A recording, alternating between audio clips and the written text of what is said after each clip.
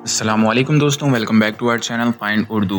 Jet lag का मतलब है थकान और बॉडी क्लॉक के सिस्टम में डिस्टरबेंस जो बहुत लंबे सफ़र के बाद होती है, ख़ासकर जब आप डिफरेंट टाइम जोन्स क्रॉस करते हैं। ये अक्सर तब होता है जब आप बहुत ज़्यादा दूर के मुल्कों का सफ़र करते हैं और वहाँ का टाइम आपके जोन से बहुत मुख्तलिफ होता है। जेट लैग की वजह से नींद का रूटीन डिस्टर्ब होता है और कुछ लोगों में चक्कर, हेडेक और मूड स्विंग्स भी हो सकते हैं। जैसे उसने यूएस से पाकिस्तान का सफ़र किया और अब वो जेट लैग महसूस कर रहा है, इसलिए उसे नींद में मुश्किल हो रही है। After her flight from London to Tokyo, she was severely jet lagged and couldn't sleep at night.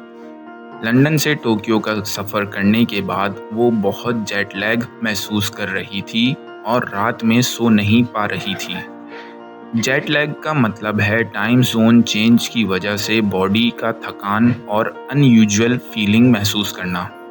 तो दोस्तों, ये था जेट लैग लफ्ज़ का मतलब। उम्मीद है अब आपको समझ में आ गया होगा। मिलते हैं नेक्स्ट वीडियो में। शुक्रिया।